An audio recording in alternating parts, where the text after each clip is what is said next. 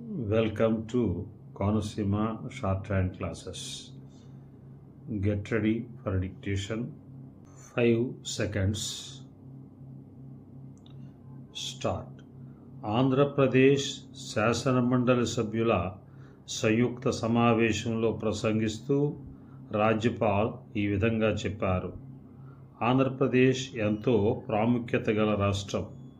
నేను పదవీ బాధ్యతలు స్వీకరించిన తరువాత ఉభయ సభల సంయుక్త సమావేశంలో మాట్లాడటం ఇదే ప్రథమం. దీనిని అదృష్టంగా భావిస్తున్నాను. రాష్ట్ర ప్రజలకు ఇతోధికంగా సేవ చేయాలని నా కోరిక.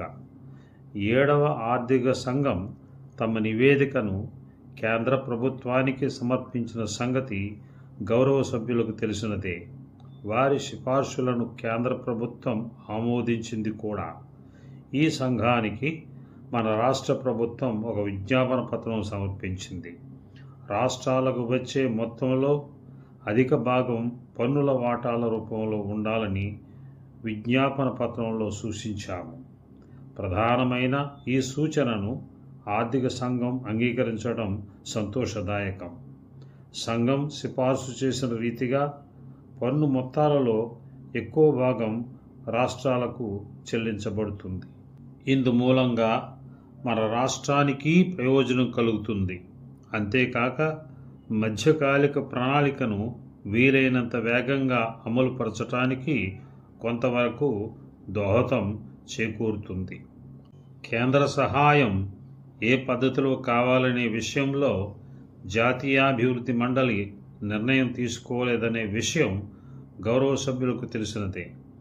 ఈ విషయమై జాతీయాభివృద్ధి మండలి న్యాయమైన విధానాన్ని రూపొందించగలదని విశ్వసిస్తున్నాం.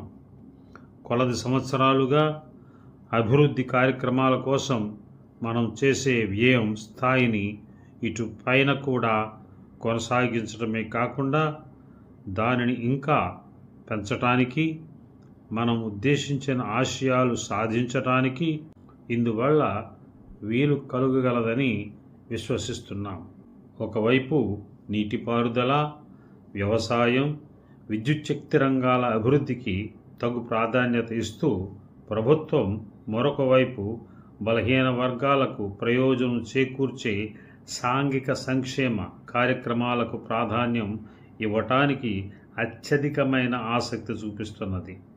మనం అనుకున్న లక్ష్యాలు సాధించుటకు పెక్కు చర్యలు తీసుకోవడం జరిగింది. ఇందులో మొదటి చర్యగా 15,000 మంది నిరుద్యోగులకు ఉత్పత్తిదాయకమైన ఉద్యోగావకాశాలు కలుగజేసే పథకాలు చేపడుతున్నాం. అంతేకాక ఉపయోగకరమైన వృత్తులలో, ఉపవృత్తులలో శిక్షణ కల్పించడం జరుగుతోంది. గృహ నిర్మాణ కార్యక్రమాలను పెద్ద ఎత్తున తీసుకుంటున్నాం.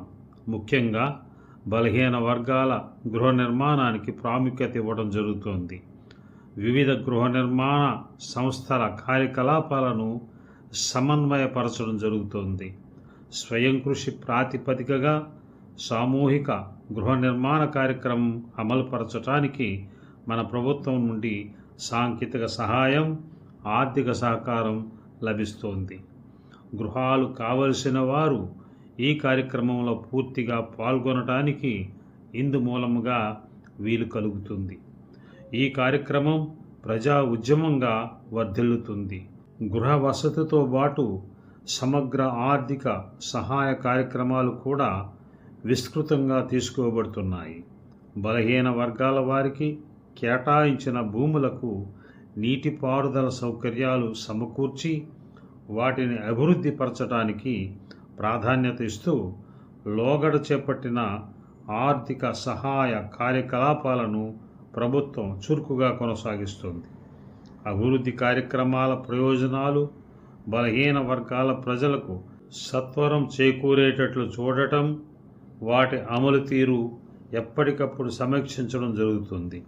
ఉప ప్రణాళిక ద్వారాను సాధారణ రంగంలో ఉండే వివిధ కార్యక్రమాలకు ప్రాధాన్యత ఇవ్వడం ద్వారాను ఆదివాసుల సంక్షేమం పట్ల ప్రత్యేక శ్రద్ధ తీసుకోవడం జరుగుతుంది. మన రాష్ట్రంలోని రైతులు గతంలో ఎన్నడూ కని విని ఎరుగనంతగా తుఫాను, వరదల నష్టానికి గురైనారు. ఇటువంటి ప్రకృతి వైపరీత్యాలను ఎదుర్కొన్నప్పటికీ వారి స్వయం కృషి మూలంగానూ ప్రభుత్వ సహాయం కారణంగానూ గత సంవత్సరం మన ఆహార ధాన్యాల ఉత్పత్తి 90 లక్షల టన్నుల స్థాయికి చేరుకుంది. రాష్ట్రంలో వరి ధాన్యం సేకరణ విషయంలో తరచుగా ఆందోళన వ్యక్తపరచడం జరుగుతున్నది. ప్రభుత్వం ఈ విషయాన్ని క్షుణ్ణంగా పరిశీలించి ఉత్పత్తిదారులకు లాభం చేకూర్చే విధంగా ఒక విధానాన్ని రూపొందించింది.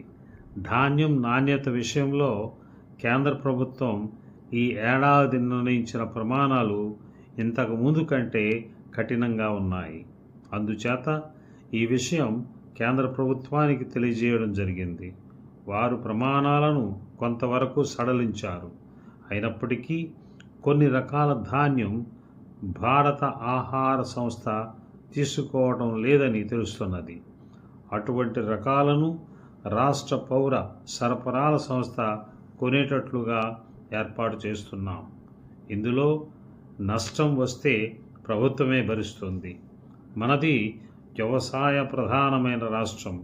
అందుచేత ఇంకా ఎక్కువగా నీటిపారుదల సౌకర్యాలు కల్పించే పెద్ద తరహా వనరులకు ప్రణాళికా వ్యయంలో ఎక్కువ మొత్తం కేటాయిస్తున్నాం. పారుదల అవుతున్న కొన్ని ప్రాంతాలలో భూమిని, నీటిని పూర్తిగా వినియోగించుకొని ఉత్పత్తిని పెంచడానికి, నమ్మకమైన నీటిపారుదల వసతి కల్పించడానికి ముమ్మర వ్యవసాయం విస్తరణ కార్యకలాపాల ద్వారా నవీన పద్ధతులు ప్రవేశపెట్టడానికి కృషి చేస్తున్నాం. గ్రామీణ విద్యుద్దీకరణ సంస్థ సహాయంతోనూ మన కార్యక్రమాల రూపంలోనూ ఇప్పటికి సుమారు 15,000 గ్రామాలకు విద్యుత్ శక్తి అందజేశాం. పారిశ్రామిక రంగంలో పెట్టుబడి సమకూరడానికి అనువైన వాతావరణం రాష్ట్రంలో ఏర్పడింది. ఆర్థిక సహాయ సంస్థలు, వాణిజ్య బ్యాంకులు మన రాష్ట్రంలో పెద్ద స్థాయిలో పెట్టుబడి పెట్టే అవకాశాలకు ఎదురుచూస్తున్నాయి. ప్రభుత్వం చిన్న తరహా పరిశ్రమల పట్ల ప్రత్యేక శ్రద్ధ చూపుతోంది. వీటి వల్ల గ్రామీణాభివృద్ధికి దోహదం కలగడమే కాకుండా ఉపాధి అవకాశాలు మెరుగుపడడం, కార్మికులకు చేతి పనుల వారికి రాబడి పెరగడం జరుగుతుంది. సన్నకారు రైతుల అభివృద్ధి సంస్థ ద్వారా 140 పంచాయతీ సమితులలో కార్యక్రమాలు అమలు జరుగుతున్న సంగతి గౌరవ సభ్యుల దృష్టికి తెస్తున్నాను. మా సంస్కరణల అమలుకు ప్రభుత్వం తీవ్రంగా కృషి చేస్తున్నది. అన్ని వర్గాల ప్రజలకు వైద్య సహాయం అందించడానికై ప్రభుత్వం వివిధ వైద్య విధానాలను ప్రోత్సహిస్తున్నది. వైద్యము, దానికి సంబంధించిన విజ్ఞాన శాస్త్రాలలోనూ ప్రసిద్ధులైన నిపుణులతో ఉన్నతాధికార సంఘం ఒకటి ఏర్పాటు చేయదలిచాము. ఇందులో వివిధ శాఖలకు చెందిన ప్రతినిధులు, ప్రముఖులైన అధికారేతరులు ఉంటారు. సాధారణంగా వైద్య సేవల గురించి, ముఖ్యంగా గ్రామాలలో వైద్య సేవలు మెరుగుపరచడం గురించి ఈ సంఘం పరిశీలిస్తుంది. పనికి ఆహారం కార్యక్రమం చాలినంత పని లేని వారికి, అసలు పని లేని వారికి ఉపాధి కల్పించడం కోసం తలపెట్టబడినది. ఈ కార్యక్రమం కింద సాంప్రదాయక సంపదలు సమకూరుతాయి. రాష్ట్ర ప్రభుత్వం ఇందులో ఎక్కువ చొరవ తీసుకొని ఈ సదుపాయాన్ని వినియోగించుకుంటున్నది. ప్రస్తుత సంవత్సరం అంతర్జాతీయ బాలల సంవత్సరంగా పరిగణించబడుతున్నది. విద్య, వైద్య రంగాలు రెంటిలో బాలల సంక్షేమం కోసం కొనసాగుతున్న పథకాలను మరింత ఉధృతంగా కొనసాగించడంతో పాటు ప్రభుత్వం కొత్త పథకాలను చేపట్టాలని అనుకుంటున్నది. విద్యారంగంలో అభ్యుదయ ప్రాథమిక విద్యా సంస్థ కొత్తగా ఏర్పాటైనది.